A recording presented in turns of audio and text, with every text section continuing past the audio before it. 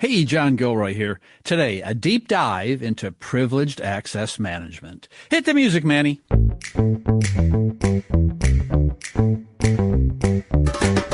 Welcome to the Federal Tech Podcast. My name is John Gilroy, and our guest in the virtual studio is Ginelle Osworth, Regional Director of Federal Sales at a company called Delinea, Delinea.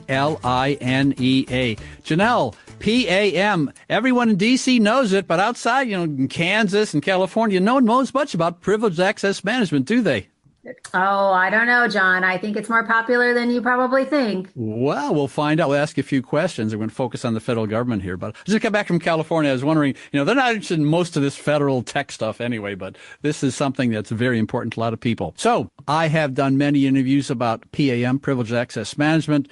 I heard about Delinea, and I tried to find out what the differentiator was, and that's why I want to get you on the air. So if an agency or a company is looking to partner with you and do privileged access management. So what is the differentiator? What makes your stuff work for the federal government? Well, I think in general, Delinea is what puts us in the forefront is really our ability to deliver just enough, just in time, when you need it. Yeah, and that's the most important part. I mean, the problem I've seen with data is that you got big data and there's no value to it. You want to pull the value from the big data. And same thing with privileged access management. If it's just as time, it means that someone might have to make an important decision. And if they're allowed into sensitive files, it happens quickly. I would agree with that. Delinea is unique from the standpoint that we are some key differentiators where we really shine is in our ability to deliver both what I'll call the hybrid platform. And it's not really just about privileged access anymore. It's really about identity management. And now with AI creating a spin, if you will, in the industry, Delinea has one of the only platforms that is able to address the compliance regulations as well as policies that are important to the government agencies. And we deliver a hybrid environment, so both on-prem and in the cloud, which is wildly important to our federal government, particularly when most of their mission applications that are just the most important applications are on-prem. I listen to a podcast called Dr. Zero Trust, and he talks about principles of zero trust. But the problem is that there's practical application that needs to take place, and this is involved with identity. And so how does Delinea maybe make zero trust instead of aspirational, in fact? So I would say Delinea makes zero trust practical by putting identity at the forefront or right at the center, if you will. What I mean by that is that we provide continuous verification and least privilege access for every identity, whether it is a human identity, a service account, an AI unified across privileged access management, governance, and threat detection. Rather than patchwork everything together with a whole bunch of different tools, we have it in one platform. There aren't too many cybersecurity companies out there today that can guarantee a 99.995% uptime SLA, and that's pretty incredible, pretty special in my opinion. You're right. There's on-prem systems. We know that. There's multiple clouds. There's SaaS applications. There's remote users. There's OT, operational technology sensors flooding in. How else can you manage them except on a platform? I guess that's the best argument for a platform is that this is changing so fast. People are, they're doing shadow IT. They're doing shadow AI. I don't know how you control the identity in a situation like that. I think that's the best way, a platform, huh? I do. And here's the bottom line. In the government, a lot of people have looked at zero trust and understand that mandates and regulations and requirements, everybody can come out and quote, NIST 853 and OMB 22-19 or Executive Order 1048. The reality is zero trust should really be looked at as an opportunity for the government to take the steps in the right direction. It really doesn't matter where an agency starts that zero trust journey. It's just really important that they start somewhere. And the Delinea platform is a wonderful place to start. I went to your website, DELINEA.com, and I wrote down a phrase, encrypted vaulting. And when I think of vaulting, I think of FedRAMP High. So tell me what encrypted vaulting is and how does this fit in the discussion? I was just reading some pages on your website. They talked about just-in-time access, session monitoring, and encrypted vaulting. So I guess my take on that would be machine and AI identities need the same discovery, visibility, and control around vaulting and life cycle rigor, if you will. So when you think of a vault, you really need to be thinking about privilege, access, and just in time, and where you are going to be leading your agency on that journey.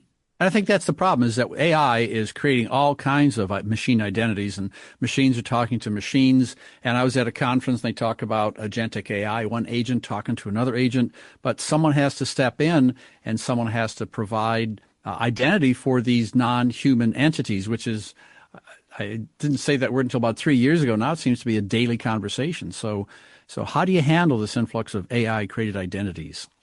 It's definitely a challenge. In speaking with a lot of our customers most recently, what we're hearing is, and it's really quite funny when you get the right audience within a government agency to share with you kind of their frustration, right? AI is clearly top of mind for all of them, but what leaders need to think about is they need to stop thinking just about the data control as a fixed list of who has access, because that list is now their biggest vulnerability to them. And so what we try and share is, look, we're not telling you that we're going to come in and solve your problem with the greatest widget. What we're telling you is, look, it's a real problem. Non-human identities, applications, AI agents, the amount of repetition or creation, if you will, of non-human identities is growing faster than anybody can keep pace with. What we do here at Delinea is really look at the control surface and figure out how to help our agencies control. Everybody can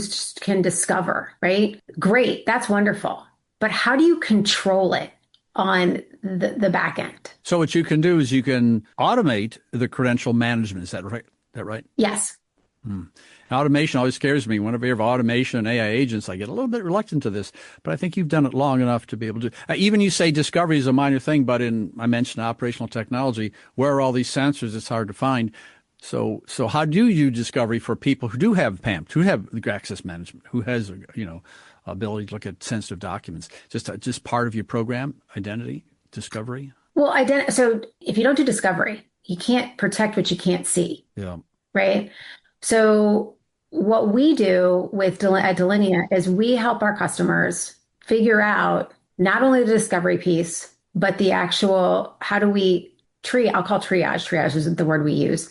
And then how do we control it in a control plane where we're continuously monitoring the access and the credentials that folks are using, not just at the first login, but throughout the life cycle of whatever it is that they're trying to accomplish. And so that's a just-in-time model that is very important because anybody can hold the keys to the kingdom at the front door, and you have to have a certain password, if you will, to get in. But it's the concern now is once you're in, now what? And does that mean whoever is in has access to all of your crown jewels, if you will? And that's where Delinea is really rises to the occasion. So if we're to go downtown and corral 50 federal CIOs in a room, what would be, from your perspective, what's the biggest blind spot that they have when it comes to privileged access management? I think one of the biggest challenges that CIOs face, and by the way, if we could get 50 CIOs in a room, call me. Definitely not. But I really think that it's how do they pull together different environments? So they've got on-prem, they've got multi-cloud, they've got SaaS, they've got remote users, and all of those have different access models. And so to stitch them together usually means that they'll create what's called tool sprawl or gaps in the seams, if you will. So if I'm a CIO, I want to understand, A, how I'm reducing risk by having all of these environments. I also want to make sure that I'm paying attention to where AI is fitting in my environment, if you will, and how I'm actively watching who has privileged access versus just in time access, and being able to show and see recordings on that, and how I can play back tape, if you will, to make sure that that the people do have just enough just in time when they need it and not more than that. I think the federal government's going through this push and pull situation where, on one hand, they're increasing compliance. On the other hand, they want things to be easy and smooth and no friction. But sometimes that push and pull, you wind up with, maybe it isn't just in time. And so the question is, how can federal organizations strengthen security without, slowing down this innovation at the same time? It's like, you have to do 2 or 3, drive your car and change the oil at the same time. I mean, this is a challenge for the government, isn't it? This whole idea of innovation and speed. So when you talk about innovation and speed, I think some of the biggest blind spots that folks have, and especially in the government right now, it's interesting, right? They've got a lot of pressure to answer to the mission, particularly right now with the political landscape being what it is. And so we want to hurry, we want to hurry up and go fast, but we sometimes have to slow down to speed up. Mm-hmm. And I really believe that the biggest blind spots that most of the teams and the mission groups have is they're measuring the privilege access security by the credentials that are already hidden, and they're not looking at what's happened once somebody already has the credentials. And so Delinea's approach to that is if we bridge that gap for them. Hopefully that answers the question. If you look at identity management just writ large and see what's going on, I see things like continuous authentication being proposed. I see AI-powered decisions being made and autonomous identity management. We talked about autonomous earlier. So if you look ahead 3 to 5 years, will these concepts become standardized in enterprise security in the federal government? Gosh. So you know what, John? You know what this makes me think of is, and I'm dating myself right now, but those crazy 8 balls that you used to shake and they would pop up at the top and you'd be like, oh, hey, it's kind of like what I feel like you're asking me right now. But I expect identity security to become the foundation for everything in cyber, not just one control, if you will, among many. I think that continuous authentication is the piece I feel most confident about. I don't think we have to wait years for it. Delinea is already moving that way with our strong DM acquisition, which we're really excited about on the Fed side, and their runtime authorization for AI agents.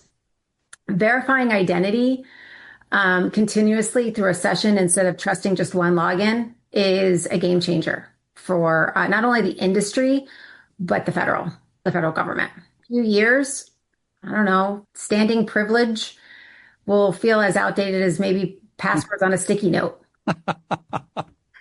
Well, in the software developers, they talk about continuous development. Okay. And so you're taking this continuous and you're applying it not only to identity, but to the session itself. It's like the new tools allow you to, okay, we're going to double check your identity, but also during the session. And that's very dynamic. In fact, 5 years ago, during the day of the crazy 8-ball, that would never come up in the crazy 8-ball. Yeah, we're going to monitor you during the session that you're using. I mean, this got to be complex. No, you're not only going to monitor you, but be able to do that in this hybrid environment that's changing all the time and identities changing and under constant attack. I mean, I think that's the challenge is the constant. I see these attack vectors going up with AI. Have you seen that too?